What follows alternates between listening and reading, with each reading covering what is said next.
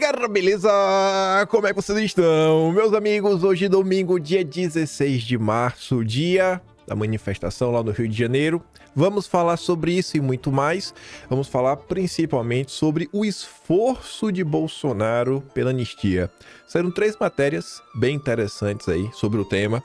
Inclusive, um ex-aliado do Lula que Bolsonaro foi atrás. Você vê o empenho do cara a realmente conquistar votos na Câmara. Enfim, mas antes, vamos começar falando de Painho, porque um antigo aliado do Painho, que não é ex-aliado, falou que ele tem de 6 a 8 meses para reverter o quadro que ele vem enfrentando de crises e desgaste. Senão, assim, pode jogar a toalha, irmão, não tem jeito. Aí vamos falar uma pesquisa que saiu da Ipsos, Ipsos/IPEC, né? Antigo Ibope, basicamente, né? É o pessoal aí muito chegado na Globo, muito chegado aí no próprio Lula, instituto, inclusive, que o Lula jamais esteve com a desaprovação acima da aprovação, como o último resultado aí mostra. A Globo, hoje de manhã, publicou a matéria que eu quase caí pra trás. Sabe todos aqueles vídeos bárbaros do Lula dos anos 2000, da questão lá de Pelotas, polo exportador, enquanto ele ajeitava a gravata? Nada disso foi fake news. A Globo vai falar sobre essas frases. Eu falei, o que é que está acontecendo? Enfim, ontem também teve uma treta sensacional na esquerda. Eu vou contar pra vocês, que envolve o Lula e o desgaste também que ele vem sofrendo em sua base. Enfim, tem muita coisa pra gente comentar hoje. Vamos que vamos, que é pra ver se a gente consegue comentar sobre tudo, que eu acho que não vai dar. Gente, que lindo olhar pra isso daqui, né? Ipsos, IPEC, divulgou pesquisa, uma nova aprovação do governo Lula pela primeira vez. A avaliação ruim ou péssima, 41% supera a avaliação ótima ou boa, que caiu para 27%. Se você parar para olhar aqui na linha temporal, no intervalo de um ano, sai 33, a ótima é boa, né? 33, vai para 37, 35, 34. Ali em dezembro estava já emparedado, né? Com um péssimo. E aí o bom e ótimo despencou de vez. Já se você olhar ruim e péssima, tava ali, né? 32, 31, 34, 41. Amigo. Ah. E assim, né? Eu acho que ninguém sai do ótima, boa para o ruim, péssima. Eu acho que o ótima, boa, ele muda para o regular. Então, sai ali de 34 para 27. Ou seja, tem uma queda de 7 pontos. Então, você engorda aí o ruim, péssima, ou desculpa, o regular em 7 pontos. E aí, o de 34 para 41, que também é 7, aí o regular, né? Então, compensou. Porque eu não consigo acreditar. O cara achava que estava bom, ótimo, do dia pro nada, virou ruim, péssimo. E o processo segue. Quando você olha a forma como o povo enxerga o rumo do Brasil nas mãos do Lula, pela primeira vez na história. Primeira vez, porque em dezembro a aprovação ainda era maior. 55-40. A boca do jacaré abriu de um jeito sem igual. E veja que tem um fenômeno que é a pessoa que estava em cima do muro. Não sabe, não responderam. Que pode parecer até pouco, 2, 3% de diferença. Meu irmão, a galera não tá mais com paciência. Até quem não tava querendo falar de política tá falando. Esses 2%, essa redução do não sabe e não responderam, é aquela típica pessoa que você conhece, que você às vezes tem até raiva, porque ela odeia se posicionar, porque ela quer ficar de bem com tudo. Ai, gente, não vamos brigar. Aquele cara às vezes chato assim no lugar de trabalho, né? Aquele cara mole, que tem vontade de pegar assim, dar um sacode e falar assim, ó, irmão, vai, toma um suco aí de testosterona, meu filho. Pra esse dado coisa, porque assim, o assunto tá na boca do povo. As pessoas estão comentando sobre o Brasil, sobre o preço dos alimentos, tá, o bicho tá pegando. E ainda tem mais outro, né, que é a confiança no presidente Lula. A confiança já tava ruim. O não confio já estava maior. E agora aumentou de vez, 58-40. Eu fico de cara que ainda tem 40% de gente que ainda acredita no Lula, né? Rapaz, mas tudo bem, é isso aí, vida que segue. Graças a Deus, muita coisa aí tá melhorando. Aí, diante desse cenário, pra tentar entender, né, esse desgaste, lá vem a Globo hoje de manhã, já com a matéria aí, rapaz. Alvo nas redes, Lula repete histórico de gafes de primeiros mandatos e vê repercussão negativa das falas aumentar. Você vê, né? Gafes. Aí eu fiquei meio coisa, né? Porque quando eu vi a manchete, fala assim, ó, gafes de primeiros mandatos. Aí eu falei, ué, mas como assim? Quer dizer que o Lula comete gafes desde lá de trás? Que história é essa, Globo? Conta aí pra mim. O que é que o Lula falou lá atrás, hein? Lembra aí pra eu saber. Controvérsias geradas por declarações do Lula é antigo e remonta antes mesmo da chegada de Lula ao Planalto. Eu fiquei assim, né? Falei, não, deixa eu dar uma olhada aqui. O que é que a Globo tem pra me contar? Aí ela começa falando que, conhecido pela facilidade ao falar de improviso e de transformar discursos de assimilação simples em capital político, Lula passou a ver neste terceiro mandato a própria retórica alimentar a oposição e render críticas até entre simpatizantes. Deixem o Lula falar. Deixem o Lula falar. A Globo já tá preocupada. Fala, irmão, cala a boca. Cala a boca. A mesma Globo que proibiu o Lula de rodar em 2022. Eu vou falar, não, onde é que tá aí que a Globo proibiu? Eu tenho certeza que o Lula sabia que a Globo não ia conseguir passar pano se ele rodasse durante as eleições de 2022 e mostrasse as ruas vazias, sem nenhum apoio. O Lula só foi em evento controlado. Só faltava pedir para a Globo montar uma cidade cenográfica.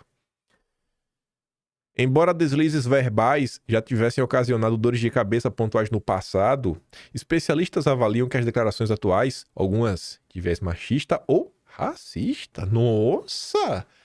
É mesmo? É o Lula? O Lula? Pensei que tava até falando do Bolsonaro.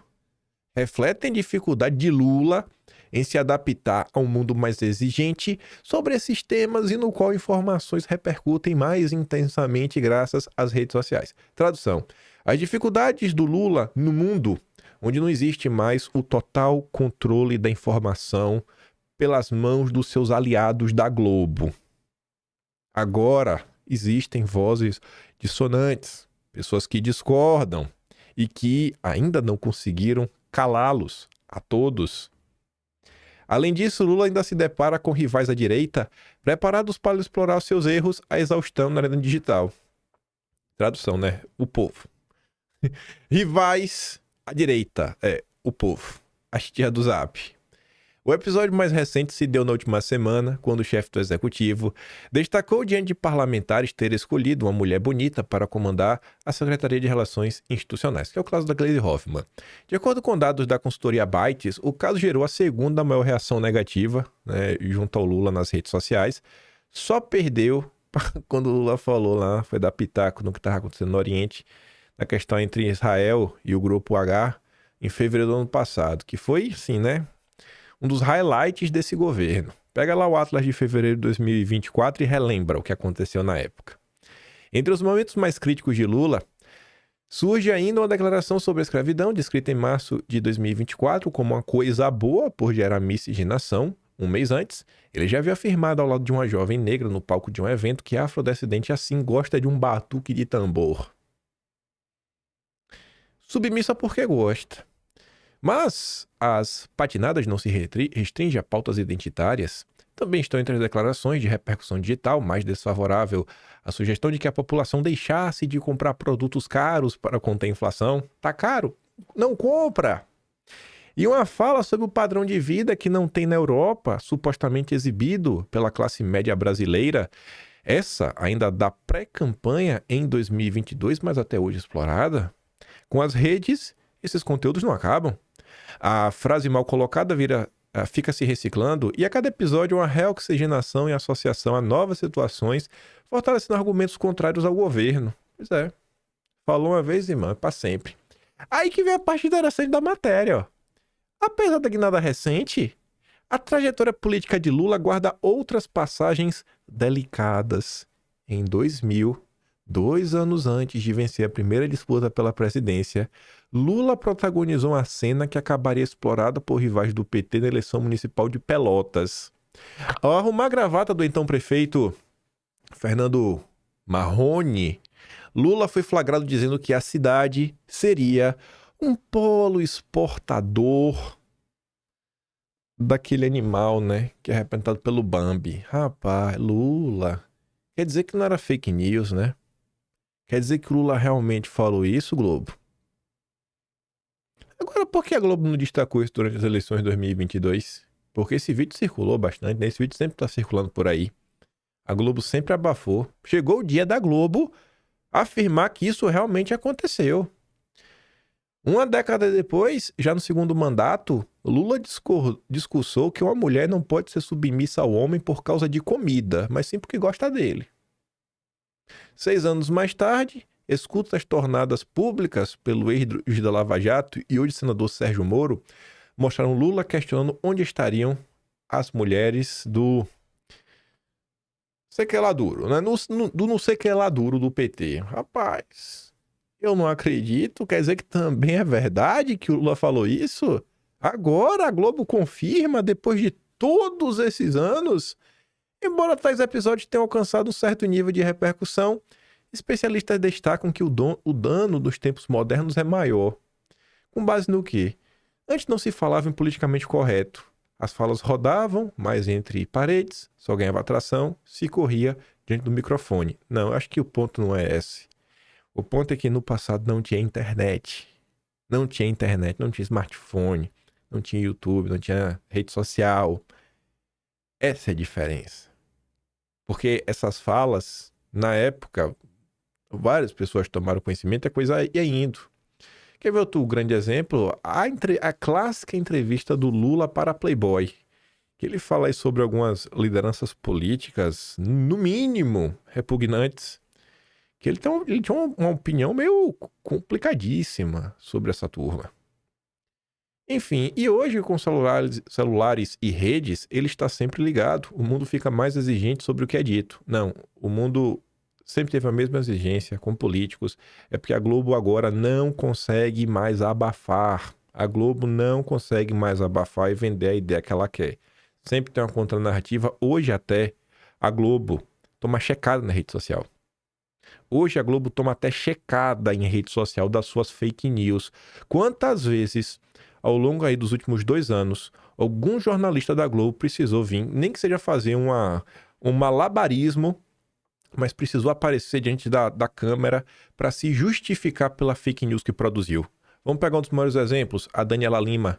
A fake news do computador da BIM, a maior fake news do ano de 2024, protagonizada pela jornalista da Globo News, Daniela Lima. Foi uma fake news assim, cara, ela está incriminando uma pessoa. Então, assim, é uma fake news criminosa. Tomou checada, foi rebatida, passou tão mal que precisou no dia seguinte vir fazer malabarismo, colocar culpa em alguém, mas teve que colocar a cara na frente das câmeras. Pega o caso lá das chuvas em 2023, que era antes do carnaval. A Globo fez, um carro da Globo News fez em clima de piada. Ah, tá de boa, é final de semana. Aí teve aquele desastre. O que é que aconteceu? A Globo News tirou o vídeo do ar. Mas a gente salvou. Foi amplamente criticada por outros setores, até por gente do consórcio. Tem um professor de comunicação do ISP, o Pedro Burgos. Na época, em 2023, ele fez até uma comparação. Quando tem um caso assim nos Estados Unidos, ele trazia, porque ele falou, morei lá, veja, ó, semanas antes, eles estão aqui, pegam os jornais, avisam a população, cara, se preparem, vem chuva forte, o pior pode acontecer. Isso daqui não é uma cobertura digna. Tá levando as pessoas a achar que é besteira e depois você só contribui para a confusão. Quando a Globo também inventou a história da água cara, ainda nesse episódio das chuvas, que a mulher tava indo lá, uma cartela, 12 garrafas, chegando por um preço absurdo, sei lá, não vou lembrar, era quase R$ 100. Tá faltando destruir o mercadinho da mulher, o pessoal queria pegar ela, era fake news. Então assim, hoje a Globo não detém mais a manipulação que ela tinha antes. A Globo não consegue mais mentir em paz. A Globo não mente mais em paz. Existe uma direita mais experiente para lidar com esse cenário. No ambiente digital, além de radicalizar a discussão, ele se opõe e opõe Lula com muito mais intensidade do que no passado, quando a briga era com o PSDB. Briga! Pelo amor de Deus! Que briga, rapaz! É tudo encenação. O PSDB, que está imortalizado no Alckmin, o próprio Alckmin disse que a ficha de filiação dele é número 6, número 7, assim, ele está entre os 10 primeiros nomes que assinam a criação do PSDB. É vice do Lula! Como é que alguém dá um cavalo de pau desse na política? É impossível! Se realmente fossem opositores um dia, jamais um seria, né, parceiro do outro numa chapa presidencial. Chora mais aí, Rede Globo. Aí, diante desse cenário de caos, foram procurar alguém da área, da política, comunicação, marketing, para poder falar sobre o tema e, de preferência, com conhecimento de causa. Pegaram o antigo aliado do Lula, João Santana, que foi marqueteiro do PT. Jogo político. A crise de 2025 é mais difícil do que a de 2005. Que é lá, a crise do mensalão. Tempos são outros. Entrevista interessante. E é o João Santana que dá. O Lula tem de 6 a 8 meses. Se não, acabou. Aí começa, né? Há tempo para Lula reverter a crise de popularidade atual, como fez com o senhor, após o escândalo do mensalão estourar? Não acho que a situação dele seja terminal, mas vejo como bem profundas as diferenças entre os tempos, o que torna a missão de reverter a crise de popularidade muito mais difícil. Hoje temos a politização caótica e superficial das redes sociais, ou seja, hoje o povo tem voz, o crescimento dos evangélicos. Isso é um problema? Isso é um problema? Eu não tô entendendo. É um problema para o PT? Foi mal aí, viu? Crescimento é um problema para o PT. Cara, eu não consigo entender porque o crescimento de uma religião específica, um grupo religioso específico, é um problema para o PT. Eu realmente queria entender. Qual é o problema do Lula com as pessoas de vertentes evangélicas? Alguém poderia me explicar? Tudo bem, né? Política judicializada. Eu acho que o ponto que ele deve estar tentando comentar é como hoje o judiciário executivo é uma coisa só e as decisões do judiciário caem na conta do Lula, por óbvio. O centrão como fiel da balança, a conjuntura mundial delicada, nada disso existia em 2005. Quanto a indicar, né, o crescimento dos evangélicos é um problema para Lula e para o PT. Eu realmente queria que o pessoal fosse mais a fundo. Explica aí, Johnson, por que é um problema. No PT, muitos defendem que o governo faça uma guinada à esquerda, enquanto entre analistas e na base aliada, há uma cobrança por maiores sinalizações para uma agenda de centro. Qual o melhor caminho para já competitivo em 2026? Aí o João Santana comenta que não tem a menor dúvida que a esquerda, tanto para vencer no ano que vem, quanto para resgatar a biografia do Lula. Fiz a campanha do Haddad em 2012 para a Prefeitura de São Paulo. Acho que ele é uma figura extremamente cordata, mas houve uma acomodação muito grande dele com o setor financeiro e os defensores de políticas fiscalistas. O que é o Brasil de hoje? De um lado, uma esquerda moderada clientelista, de outro, uma direita selvagem democrática. Balela, conversa mole. O que ele está falando aqui no final do dia é o seguinte, ó, irmão, hoje a esquerda não tem agenda propositiva. Essa tal guinada esquerda é porque o que é uma guinada direita? Para o Lula dar uma guinada direita, o Lula teria que dar e colocar na mesa uma série de propostas que vão desde segurança pública, educação, cultura, né, infraestrutura, que tem a ver com a direita. Quando você olha para a esquerda, você não pode nem falar de segurança pública. Então já é um tema que é tabu, não pode tratar. Então, dentro do espectro da esquerda, o Lula tem que dar uma guinada para pegar pelo menos que seja alguma coisa e colocar na mesa. Porque ruim ou bom, o Lula está apresentando alguma coisa. Se você olhar aí nos últimos 2 anos, o que é que o Lula apresentou? O Bolsa Família segue o mesmo. Na verdade, segue pior, né? O que mais? Obra, não teve. Margem equatorial, não teve. E ainda assim, se tivesse obra, está fazendo obra normal do governo.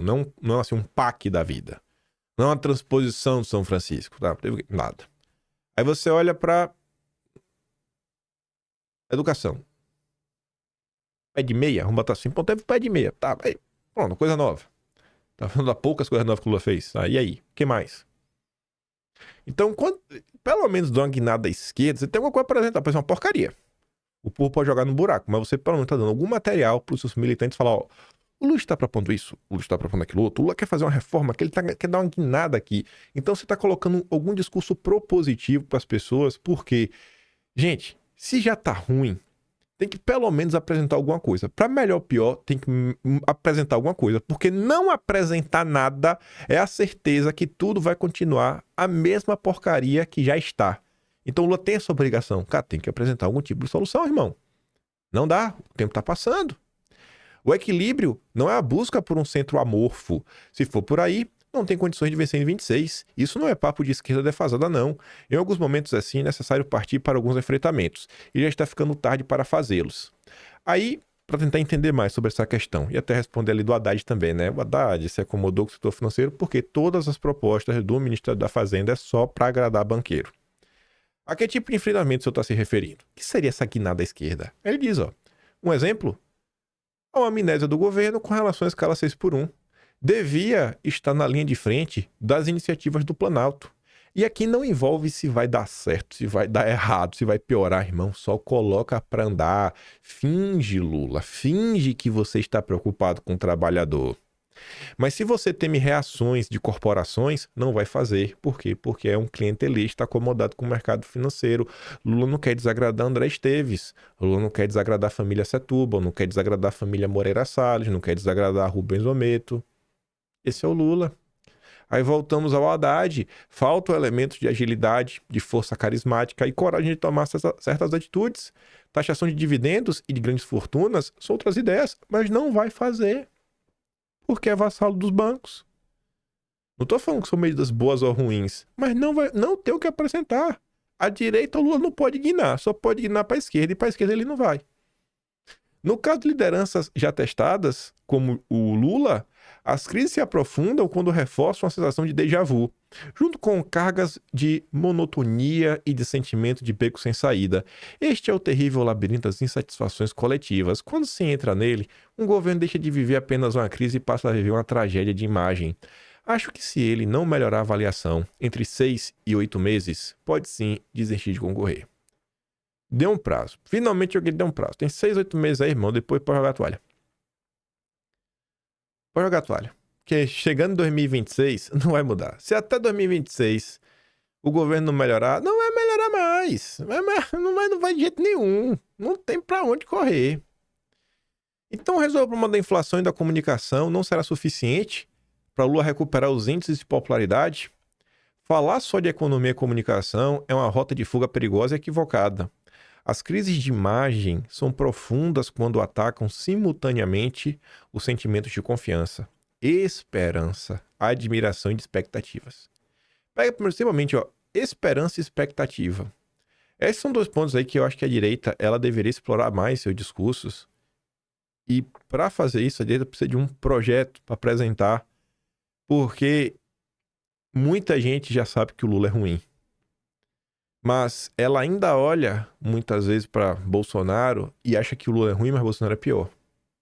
Então você tem que levar algum tipo de esperança. Você tem que conquistar a confiança dessa pessoa, admirar. Não é admiração, nem sei, mas pelo menos esperança para gerar algum tipo de expectativa. E falar, cara, ó, a gente vai entrar para fazer isso. O Lula tá fazendo isso aqui, a gente vai entrar para fazer isso. Vai entrar para fazer isso. Tem que vir aí com a ideia mais coesa. Não adianta você tentar falar.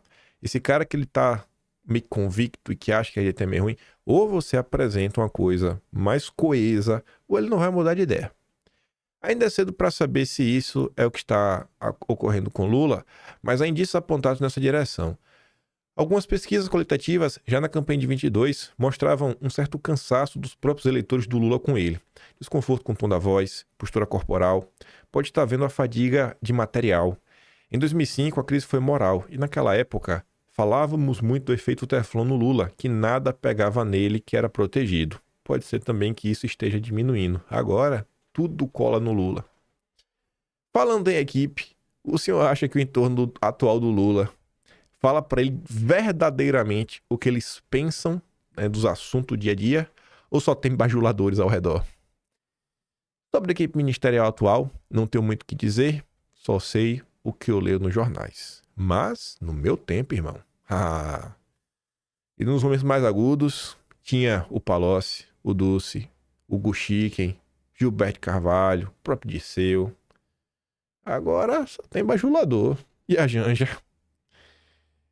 E Lula, por acaso, é um líder que sabe ouvir as verdades? Depende do momento, né? Sempre digo que um dos grandes desafios de qualquer marqueteiro é o de não se apaixonar pelo cliente. E vale o mesmo para o entorno.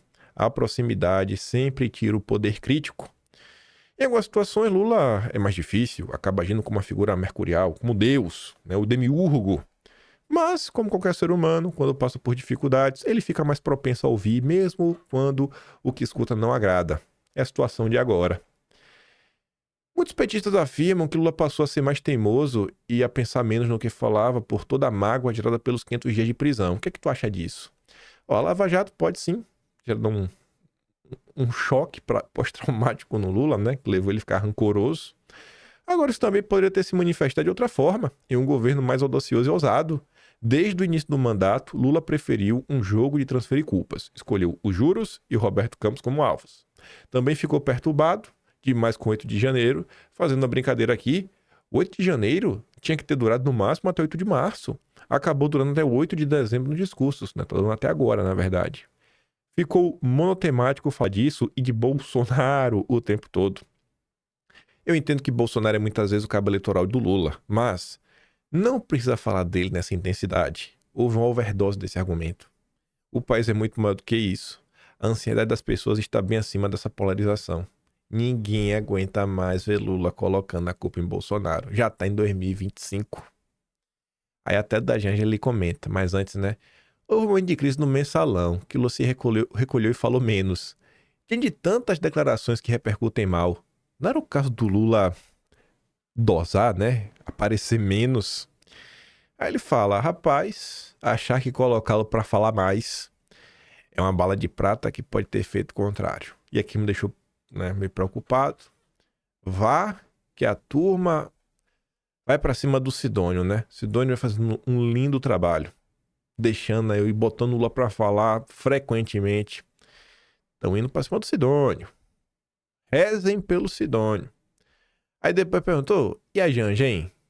Atrapalha? Atrapalha o Lula, como pregam alguns aliados? Aí o Gil Santana é curto e grosso. Irmão, se ela não atrapalha, ela também não ajuda. Se não atrapalhar, também não ajuda. Ah, bom entendedor, minha palavra basta, né? Só faz atrapalhar. E aí, pra terminar, falar o seguinte, né? A direita vai explorar a segurança pública nos discursos. Por que a esquerda negligencia tanto o tema? O governo só pensa em economia e acaba não dando uma resposta política ou apenas simbólica nessa área. Bolsonaro fez algumas fanfarronices na segurança, mas nem isso o PT tentou. Isso sempre foi uma opção. Lula e Dilma nunca admitiram a atuação do governo federal nesse setor, sempre usaram um escudo de que era uma responsabilidade dos estados. Havia uma espécie de consciência de que o problema da violência nunca seria resolvido e que era melhor desviar o assunto para outras carências da população. É curioso, né? Não vai resolver mesmo, então deixa pra lá.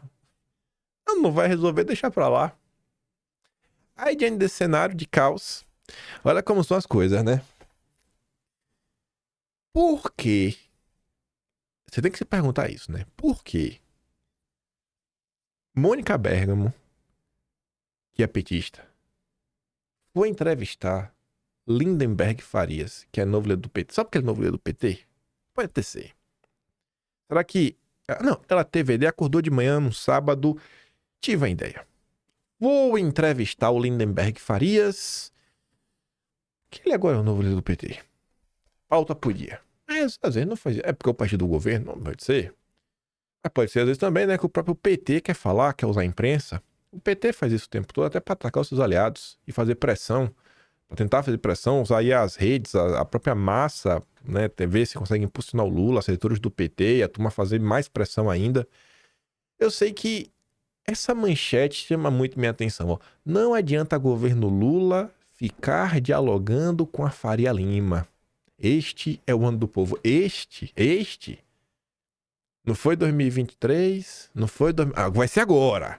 Ó, gente, foi mal aí, foram 2 anos de vassalagem, de políticas neoliberais entreguistas, né, alinhadas ao imperialismo do companheiro Haddad, mas agora a gente vai acabar com o papo mole com a Faria Lima. Agora, depois de todos esses meses, já temos aí 26 meses completos e na metade de março, 26 meses e meio.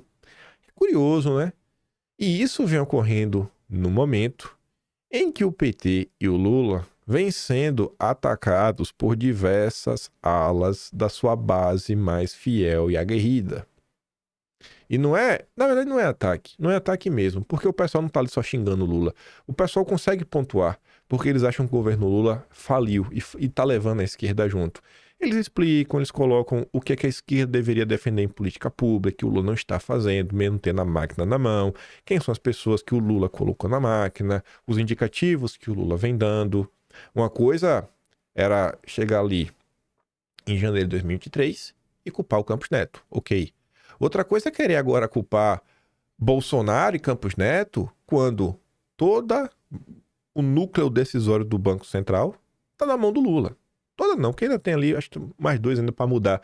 O Lula já tem pelo menos 7 de 9. Ainda assim, o Lula segue tomando decisões para agradar Faria Lima. Então, o Lindenberg precisar falar com a Mônica Bergamo sobre isso, para mim é muito mais tentando acalmar a esquerda do que qualquer outra pessoa, né? Tu acha que o povão vai ler isso daqui que o Lindenberg tá falando? Essa mensagem aqui, será que é pro povão? Será que essa mensagem é para o povo? Eu acho que essa mensagem é para a militância. E por que eu digo isso? Olha o que o Breno Altman tá falando. Essa linda colagem, essa realmente é uma linda colagem do Tatu no Toco. Eu fiquei muito, como eu posso falar, né? Fiquei maravilhado de ver essa linda colagem. Coisas que eu não tinha conhecimento do passado, e aí você vê que realmente é um padrão. Olha o que o Breno Altman diz, ó. Nem o governismo acrítico, que renuncia à disputa dos rumos do governo Lula, nem o esquerdismo sectário que faz desse governo um inimigo a ser derrotado. Precisamos de urgente virada à esquerda, que só será viável com o governo Lula, não contra ele. Fora disso, virada glacial. A Globo está perguntando para o João Santana se é hora de virar à esquerda. O Breno Altman falando que é hora de dar a guinada à esquerda. Se o Breno Altman tá falando isso e tá falando, ó, não pode ser nem a crítico, nem a esquerda radical, a esquerda sectária, é exatamente por quê? Porque está crescendo cada vez mais um movimento denso nas redes da própria esquerda, falando, não aguentamos mais o governo Lula. Lula traiu a esquerda. Lula traiu a esquerda. Aí eu fui ver a colagem. Olha isso aqui. Vou dar um zoom aqui, ó. 2003, 2006, 2010, 2014, 16, 17, 20, 25. Gestão Lula é de centro-esquerda, diz Dutra. Não é de esquerda, é de centro-esquerda, né? Guinada à esquerda fortaleceu Lula, dizem petistas. Plano petista prevê guinada à esquerda. Dilma prepara guinada à direita na economia. Governo vai mudar radicalmente da guinada à esquerda, diz o presidente da CUT. Da cadeia, Disseu defende mudança no PT, que é guinada à esquerda em 2018. Sempre no período que vai se aproximando de eleição ou período de crise, o PT dá uma guinada à esquerda, mas nunca dá. A guinada à esquerda que nunca veio. Não é que o PT não seja um partido de esquerda, não é que o PT não goste de Cuba, Venezuela, Nicarágua, turma lá fora de São Paulo, mas quando você olha para essa política econômica, 100% alinhado aos banqueiros. Sempre foi assim. Sempre foi assim. E esse é o ponto que está chegando. Você pegar os críticos da esquerda, pessoas de esquerda falando críticas ao governo, cara, os caras vão fazer assim uma linha do tempo, temporal, do que o Lula fez, deixou de fazer. Você pode discordar das medidas que eles queriam implementar, mas você vê claramente que Lula traiu a esquerda. Lula traiu a esquerda em prol dos bancos. Isso não faz a esquerda certa, só faz que o Lula realmente é... Tem um negócio que eu comecei a perceber. Eu não sei porquê, mas os petistas ficam se tremendo quando você fala que Lula é o menino do Golbery. É o menininho do Golbery. O menininho que o Golbery criou, pegou no colo, comprou na planta, falou aqui, ó, esse aqui é meu e boi no lambe. É fácil a Globo chegar aqui agora, né? Globo, os banqueiros, Faria Lima, apoiar o Lula. Agora que já sabe quem é o Lula. Mas lá atrás, quando ninguém sabia, quando tudo era mato, o Golbery olhou, rapaz, aquele menino falou aqui, ó, esse é o meu. Esse é o cara que eu vou pegar para implementar no Brasil toda a agenda da USAID, da CIA, a agenda do woke. O Partido Democrata do Biden vai ser pela mão desse menino aqui, ó. Dito certo. O PT fica nervoso quando você fala isso. Aí lá, este não é um governo neoliberal, é híbrido. Híbrido. É híbrido, né? Meio neoliberal, meio vassalo do Biden, é híbrido. Não tem condição, velho, uma coisa dessa. É um absurdo. Os caras estão no ponto já. O Lula tá no ponto que ele tá tendo que tentar enganar a sua própria base de militantes. Aí, pra você entender até um pouco mais dessa relação com o governo, olha essa notícia. É uma pérola. Ela reúne diversos elementos de coisas que falamos constantemente, como quem é o porta-voz do mercado financeiro? O Lauro Jardim. Lembra da semana passada, quando eu falava do Edinho Silva, que o PT foi pedir a permissão para Faria Lima, para os bancos, para ver se Edinho Silva é um nome que agrada banqueiro para presidir o PT? Porque eu falei, pô, o cara é ex-prefeito de Araraquara. O Edinho Silva não foi um vice-presidente, não foi um presidente, não foi ministro da Fazenda, não tem... Qual a experiência que Edinho Silva tem para estar no BTG Experience, um dos maiores eventos bancários assim, do mercado financeiro brasileiro, e ele estava lá. Aí eu falava, ó, quem são os apoiadores do Edinho Silva? É o Alexandre Silveira. Silveira não, Alexandre Padilha, Silveira do PSD. O Padilha, o Haddad, o Rui Costa, que também estava no BTG Experience. Tá todo mundo lá. Quem é que na imprensa está defendendo o Edinho Silva e batendo na Glaze? É o Lauro Jardim. Aí olha o que o Lauro Jardim vem contar agora. O Padilha, que apoia o Edinho Silva, o candidato dos bancos, que os bancos gostam para ser o presidente do PT. Ex-assessor de Padilha deve fazer caminho de volta ao mercado financeiro. Padilha, ex-ministro de Relações Institucionais, que escolhe, faz o meio de campo entre as pautas prioritárias do Lula com o Congresso. Será que são pautas prioritárias do Lula ou do mercado? E não é qualquer assessor, chefe de gabinete. O chefe de gabinete do ministro que diz quais são as pautas prioritárias, que faz os acordos políticos para avançar com agendas. Por 2 anos, no Ministério de Relações Institucionais, onde cuidava também do diálogo com o setor privado, Richard Beck pediu demissão na semana passada. Ele deve fazer o caminho de volta ao mercado financeiro até entrar no governo Lula em 2023.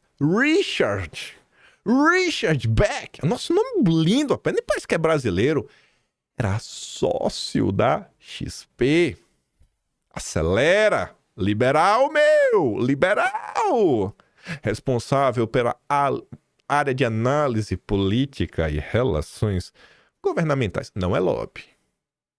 Não vem com esse negócio de lobby que não tem no Brasil. Que é network, contatos, né? Network. Palavra bonita, né? O brasileiro aí. Esse é o governo Lula, pô. Vai lá olhar quem é o gabinete do Haddad, o núcleo duro ali. Vai lá olhar. Vê lá quem é o Dubeus, acho que assim se pronuncia, o nome lá francês, Rafael Dubeus, tu lá da parte de transição energética. Vai lá olhar quem é o Seron. Vai lá a turma que é. Vai olhar as pautas que ele tá colocando pra andar. Emissão de títulos da dívida lastreados em critérios ESG na Bolsa de Nova York. Assim, ó, esse pra mim é um marco, porque você vai juntando várias coisas. Isso é o governo Lula. Não é à toa aí que é o menino do Golbery. Chora petista. Menininho do Golbery. Além disso, né, o pessoal comenta, o PT foi o partido que institucionalizou o identitarismo no Brasil. Nenhum petista deveria, portanto, se queixar do identitarismo usado como ferramenta contra Lula. Tá falando da fala sobre a Gleisi Hoffmann, né? É o que eu digo sempre. Quem com identitarismo fere, com identitarismo será ferido, né? Quem com agenda woke fere, com agenda woke será ferido. Aí indo para questões do mundo real, que agora é o ano do povo, Lula disse que ovo tá caro porque tem ladrão passando na mão. Quem é que comprou aí, gente? Quem que vende hoje ovo no Brasil? Quem são as grandes empresas? Lula. Você sabe quem passou a mão, Lula. Fale pra gente. Lula! Fale, rapaz. Você não sabe não, Lula? Porque eu não sei. Eu sei que você sabe. Conte pra gente. Cara, é loucura isso aqui, velho. O cara é louco. Você vê, nem a Globo News atura o cara mais, ó. Ele está sugerindo que alguém está aumentando a margem do preço do ovo sem ter uma razão para o aumento estar acontecendo por si só. Que alguém está levando vantagem. Mas tem explicação técnica. Independentemente disso, diz Júlia do Alibe sobre fala de Lula. Otávio Guedes acrescenta, não tem pilantra nenhum, é uma estratégia, até populista, de oferecer à população inimigo. Ah, o Lula tem que botar a culpa em alguém, bota a culpa aí de alguém. Alguém passou a mão no ovo. Quem? Quem, Lula? E só para pegar aqui o barco, né, que tiver a comemoração de 40 anos da redemocratização, a Globo levou o historiador Alberto Ágio para dizer que o país não pode ser mais o porto seguro das elites oligárquicas.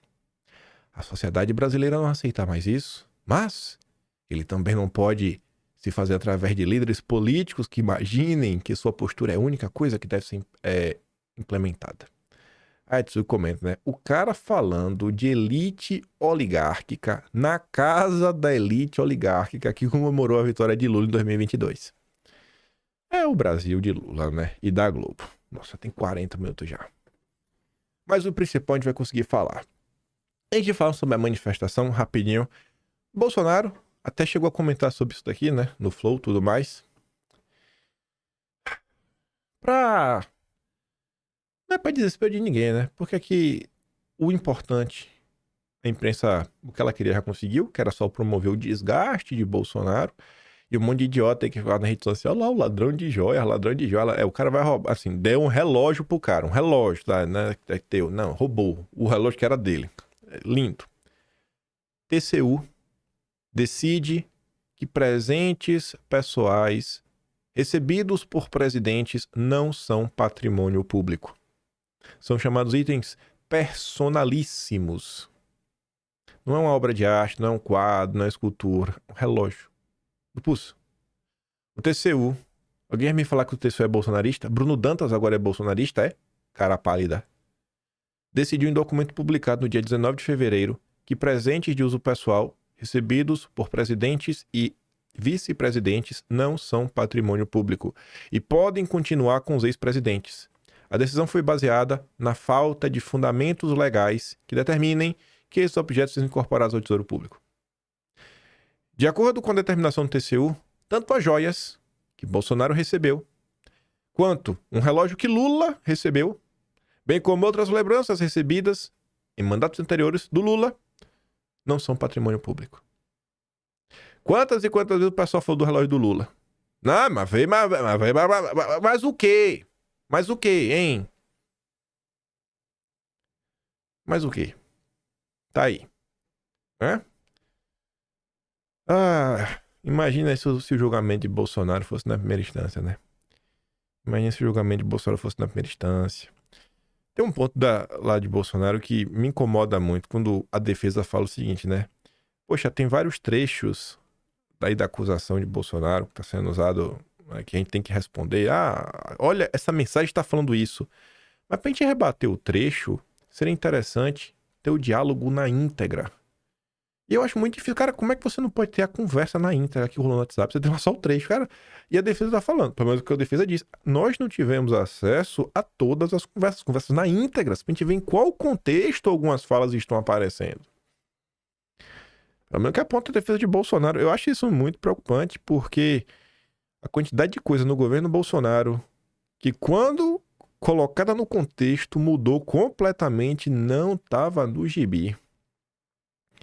E eu acho que tem uma tendência aí de ter muita coisa que tá fora de contexto. Mas vamos lá. Fala de anistia.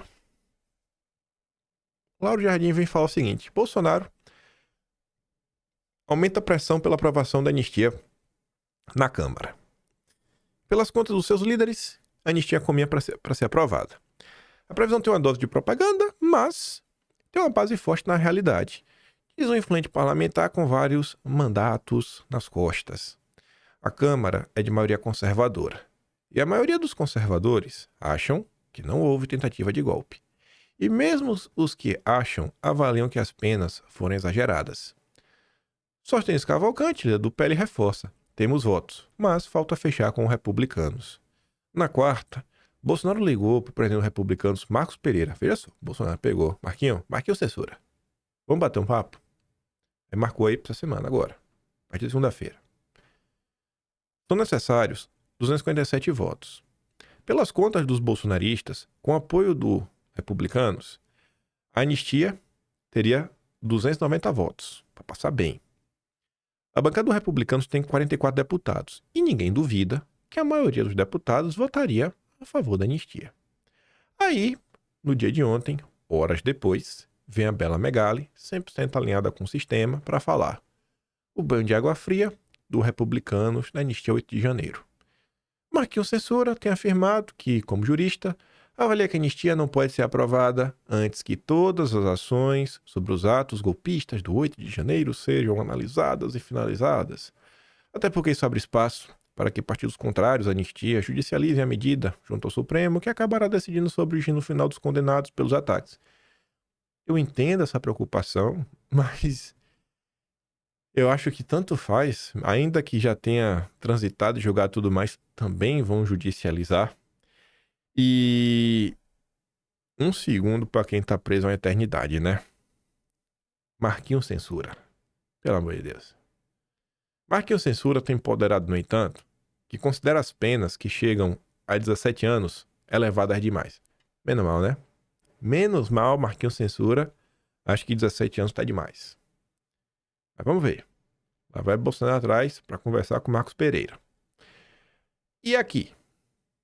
Cara, essa notícia, para qualquer pessoa bem intencionada, devia servir como um tapa na cara, mais um tapa na cara, de toda essa turminha aí dos princípios e valores, e pipipi, ppp, da turma intergaláctica, que só faz reclamar e não entrega nenhum tipo de coisa, e não falar fora da bolha. Isso aqui é fora da bolha, ó. Por apoio à pele da anistia, Bolsonaro procura até ex-aliado de Lula. Nos últimos dias, Bolsonaro mandou recados por meio de interlocutores para o presidente nacional de Solidariedade, o deputado federal Paulinho da Força. O dirigente apoiou Lula nas eleições de 22, mas rompeu-se recentemente com o petista e passou a publicar uma série de vídeos com críticas ao atual presidente da República e ao governo. A coluna, ou seja, o Igor Gadelha, foi tirar a história limpa e falou: Paulinho da Força, que história é essa? E aí o Paulinho da Força contou que Bolsonaro mandou um áudio, ele mandou um aliado pedir apoio de solidariedade, mandou um aliado, que tem 5 deputados, ao requerimento para tramitação em regime de urgência do pedido da anistia. Não tem mais assim se o Paulo da Força vai apoiar ou não, mas tá ali, pô, mandou, veio atrás, mandou um aliado dele vir aqui falar comigo, falar com a gente. Um partido com 5. Tem 513 deputados. Bolsonaro tá se dando ao trabalho de falar com um partido que tem só 5. E de um cara que tá mais pra lá do que pra cá. Só tem... Mas não, vamos falar, vamos tentar com todo mundo. Não custa, né? O não a gente já tem. O não a gente já tem. E tá aí. Tentando usar os aliados que ele tem, os acessos que ele tem, para ir tentar converter voto de gente que tá do lado de lá. Ou pelo menos estava do lado de lá. Não é isso aqui que a gente deveria esperar da classe política?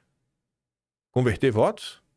Para tentar avançar com as agendas prioritárias? Ou isso aqui não é mais uma agenda prioritária da direita? E aí? Sério, velho. Eu passo pano pro Bolsonaro, sempre passo pano. Mas de boa, é injusto o pano que eu passo? É injusto o pano que eu passo pra esse cara? Você vê, todo aí, é matéria da imprensa. Tá ali, a pessoa confirma, realmente isso aconteceu. Você viu em algum momento o Bolsonaro ir lá na rede social? Olha o que eu fiz, eu aqui estou falando até com... Ele foi lá se gabar disso? Foi lá se gabar de qualquer coisa? Bolsonaro avisou de antecedência, vou aqui conversar com o caçapa. Falou, se gabou. E vai ser na imprensa, porque a notícia vai correndo. E tá aí, tá de boa. O cara não fica em busca de holofote, de palanque, pra nada. Tá ali tentando resolver, mas é só paulada. Dia sim, dia também, paulada. O cara não presta, o cara é isso, o cara é aquilo outro. Aí olha essa discussão aqui. libertários. Eu não sei o que é pior, libertário ou liberal. Ancapsu, né? É o veião lá da barba. Última forma. Eu não sei nem porque ele usa esse termo, última forma, mas enfim. Me apontaram a parte da live de ontem em que Bolsonaro criticou Zelensky, chamando ele de comediante e dando a entender que ele iniciou o conflito ao querer entrar para a OTAN, o que é uma idiotice completa, que não tem nenhuma base na realidade. Não tinha visto tal parte da live. Estou cancelando minha ida à manifestação amanhã. Desejo boa sorte aos que forem, mas eu não vou. Devo cobrir a manifestação à distância. Aí o Paulo AP comenta, né? Rapaz, tu dá mais valor ao Zelensky do que a anistia de centenas de brasileiros inocentes.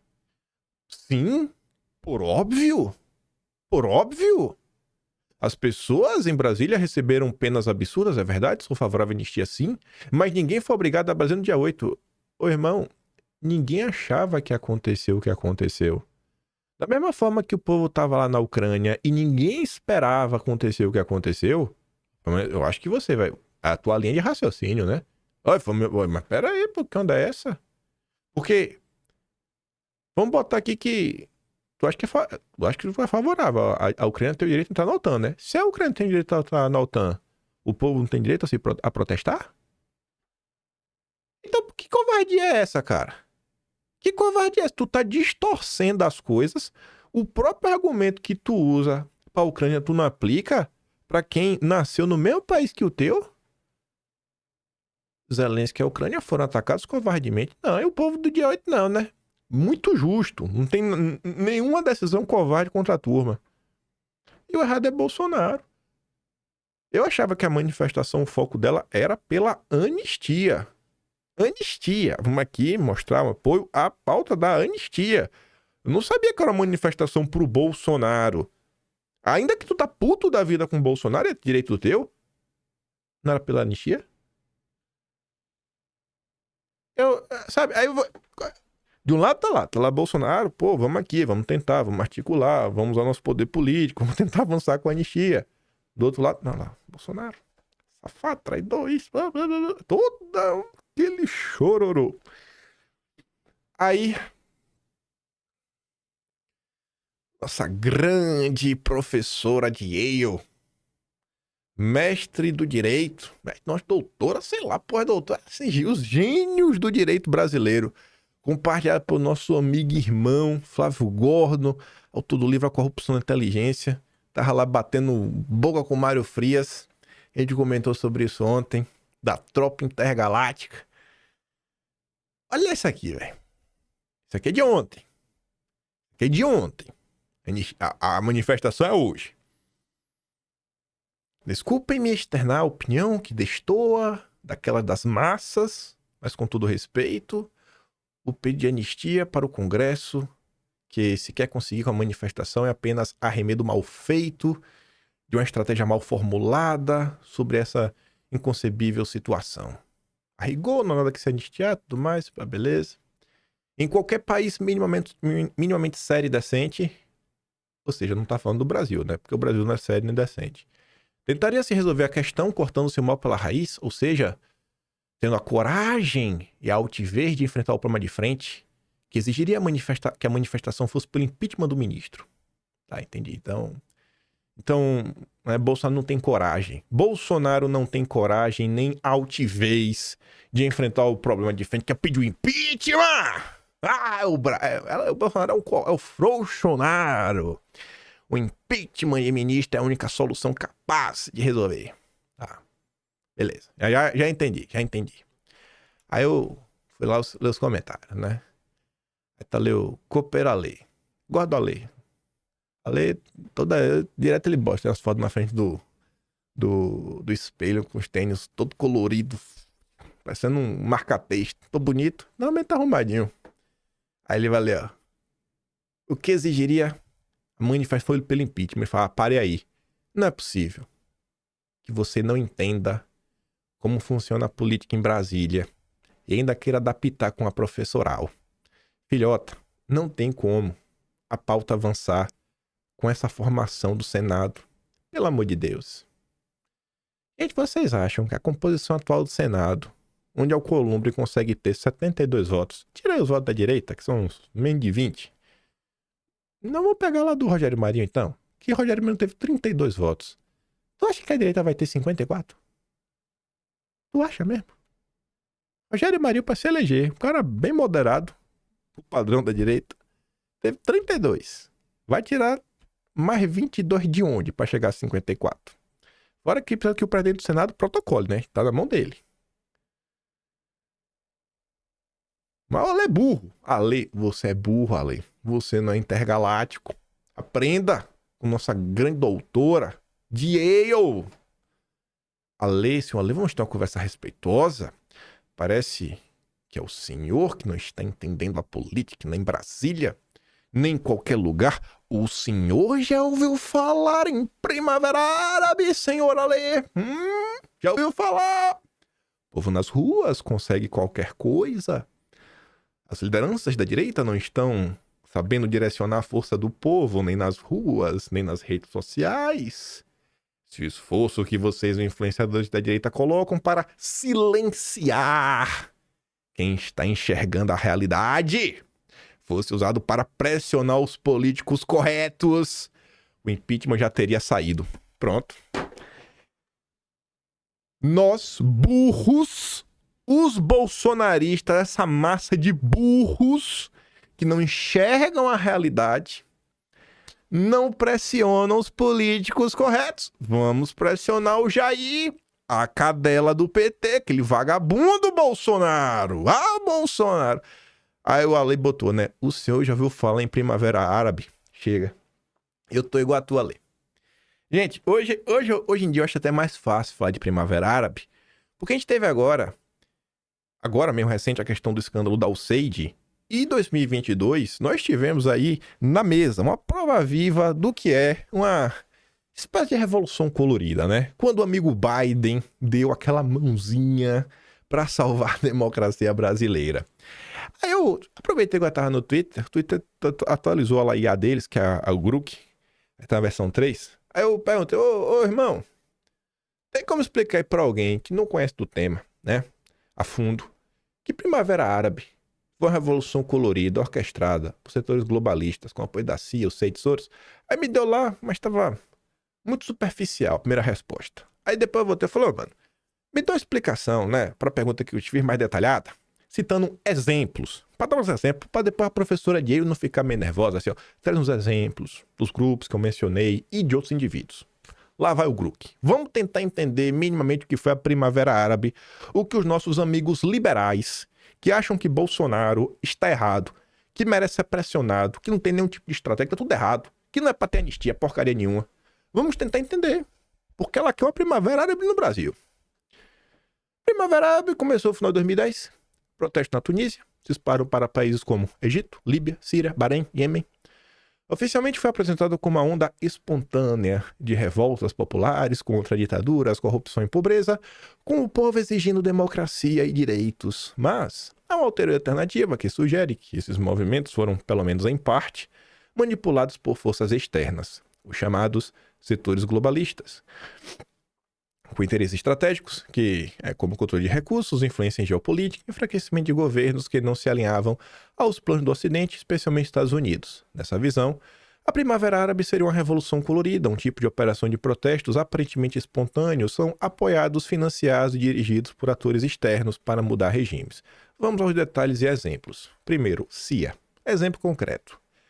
Em 2011, os protestos na Praça Tahrir derrubaram o presidente Hosni Mubarak, um aliado de longa data dos Estados Unidos. Documentos vazados e investigações como os do Wikileaks mostram que a CIA já monitorava grupos de oposição egípcios anos antes. Ativistas do movimento 6 de abril, que liderou os protestos, teriam recebido treinamento em técnicas de resistência não violenta e organização de massas em workshops financiados por ONGs americanas ligados à inteligência. A CIA, segundo críticos, teria interesse em substituir Mubarak por um governo mais alinhado aos interesses ocidentais na região, especialmente após ele começar a se aproximar, né, da Rússia e da Comunidade, ou seja, aquilo dos BRICS. Na Síria, exemplo da CIA, os protestos pacíficos de 2011 rapidamente escalaram para um conflito civil. Relatórios apontam que a CIA coordenou o envio de ferramentas, né, e treinamento a grupos rebeldes como o Exército Livre da Síria, através da operação secreta Timber Sycamore, iniciada em 2012 com o apoio da Arábia Saudita e do Catar. O SEID. Na Tunísia, onde a Primavera Árabe começou após a imolação de Bouazizi, a UCI já tinha programas ativos para fortalecer a sociedade civil. Antes de 2010, ela financiou ONGs locais que treinavam jovens em ativismo digital e organização de protestos.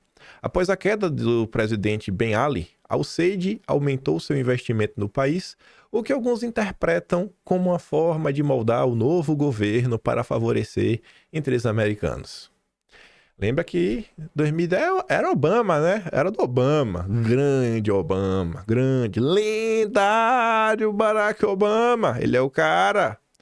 Na Líbia, antes da revolta contra o Gaddafi em 2011, a UCI apoiava discretamente grupos de direitos humanos, dos manos, que criticavam o regime. Depois que os protestos viravam um conflito civil com intervenção da OTAN, a UCI passou a financiar a reconstrução do país, direcionando recursos para facções pró-Ocidente. Turma dos Soros.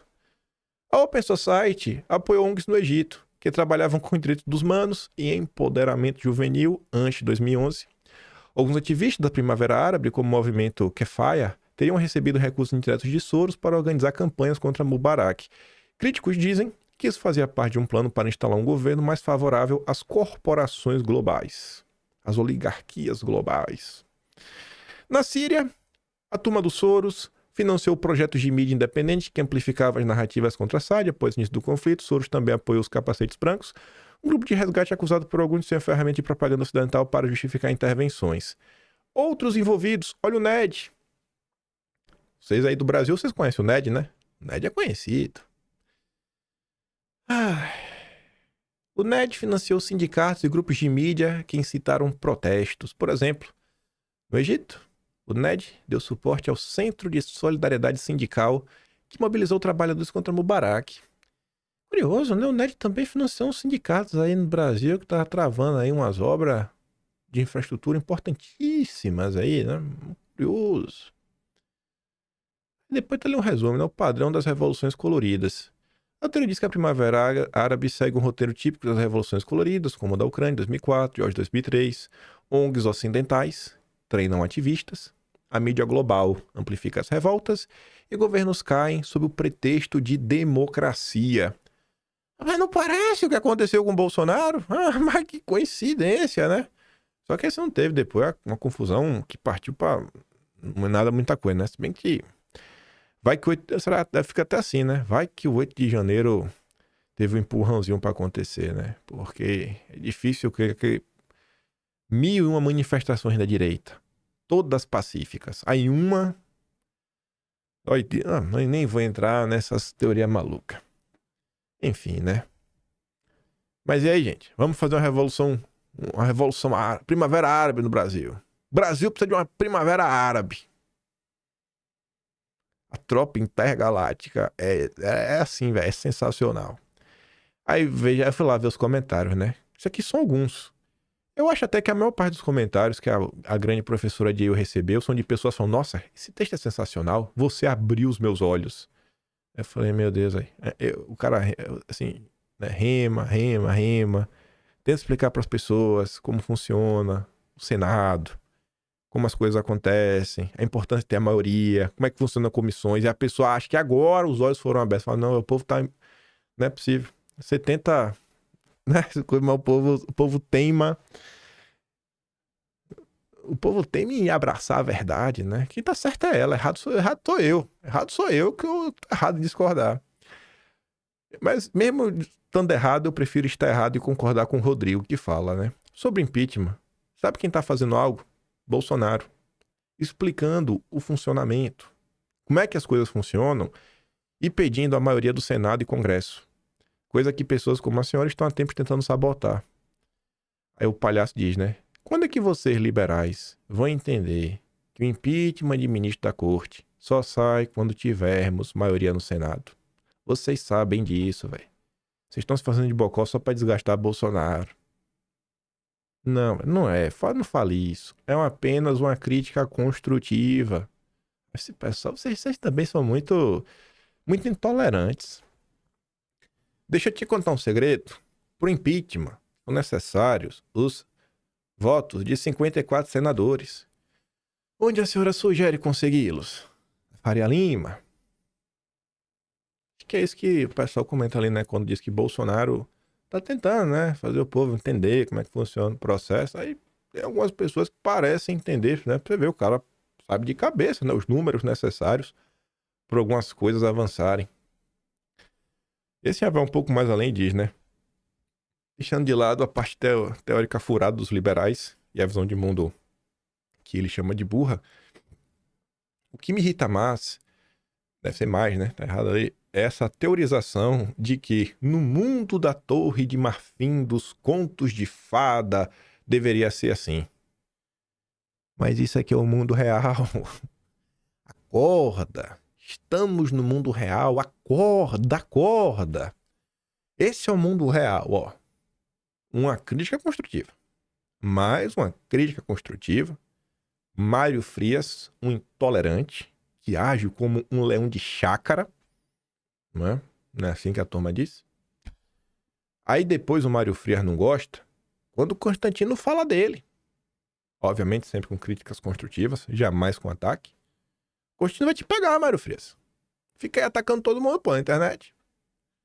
Você vê, ó. Senso crítico. Veja o que é ter um senso crítico. Você vê que a charge, né? O cara magrinho, dirigindo a bicicleta, com um cara pesado, comendo hambúrguer. Quem é o cara pesado? Eduardo Bolsonaro, e que é o pagador de impostos, que está carregando a cena. Eduardo Bolsonaro está em berço esplêndido. Aí você vai lá o perfil, né?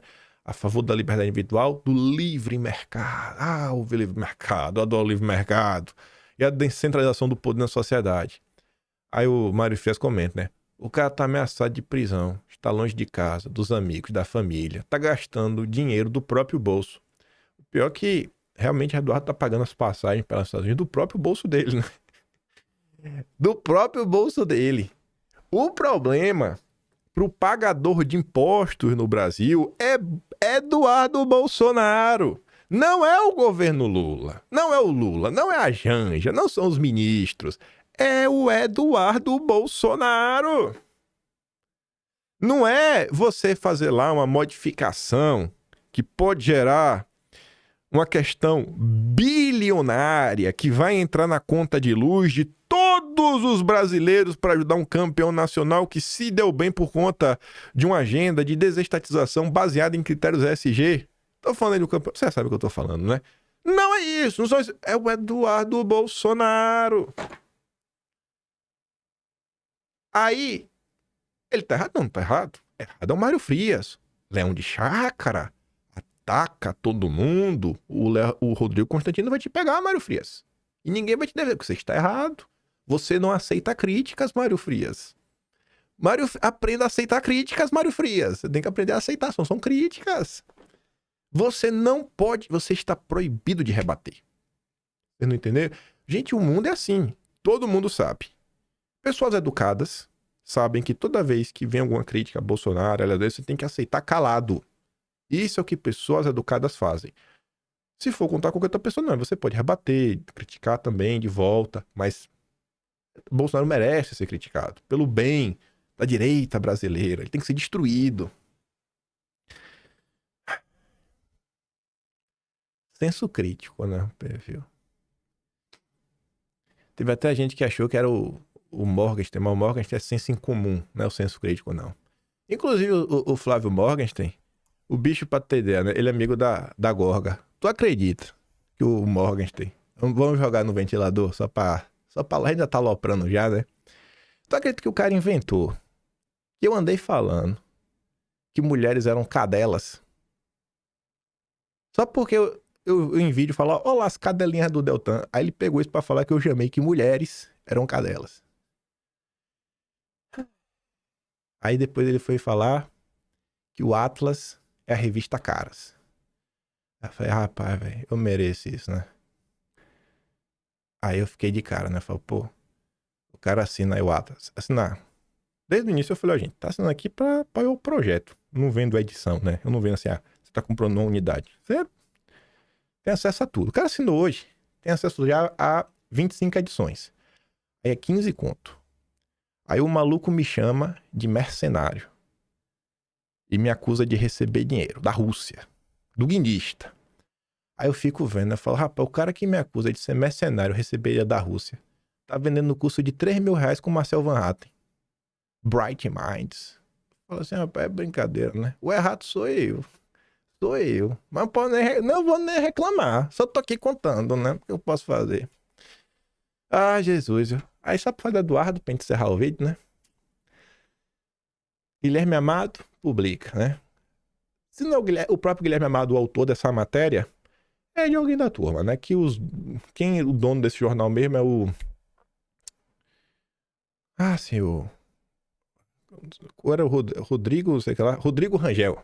Rodrigo Rangel, cara do Metrópolis, que até ajuda também na criminalização do Cid, inventando que foi nomeado na Paga das Luzes, enfim.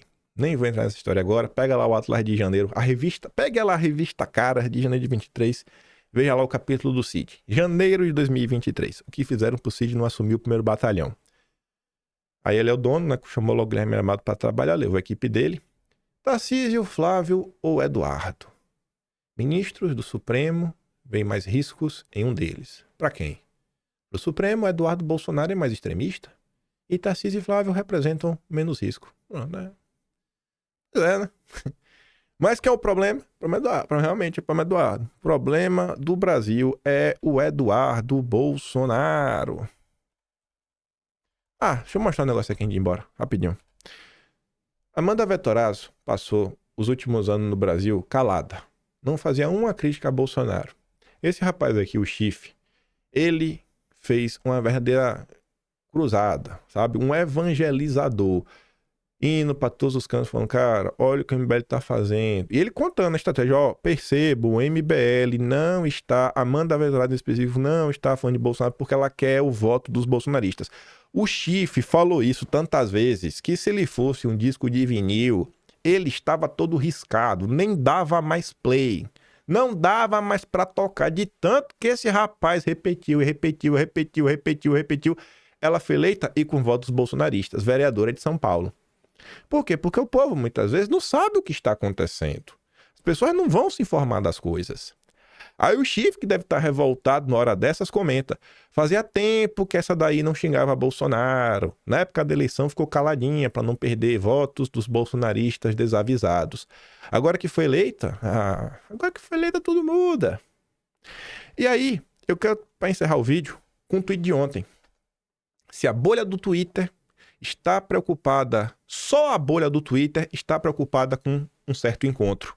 Nas ruas, o povo nem faz ideia que esse encontro aconteceu ou sequer conhecem, né? Que tá lá no encontro. O garotinho do Deltan, o garoto de Ricardo do Deltan. É assim que a turma do Descola do Bozo pensa.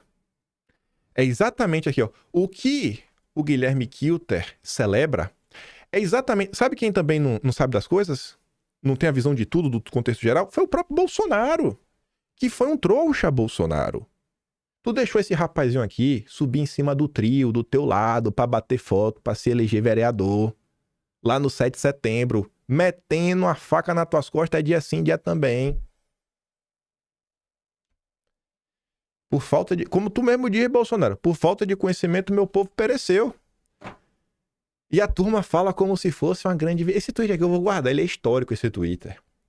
A turma fica feliz de ver o povo imbecilizado, porque as pessoas não sabem o que está acontecendo. Sabe quem está no Twitter.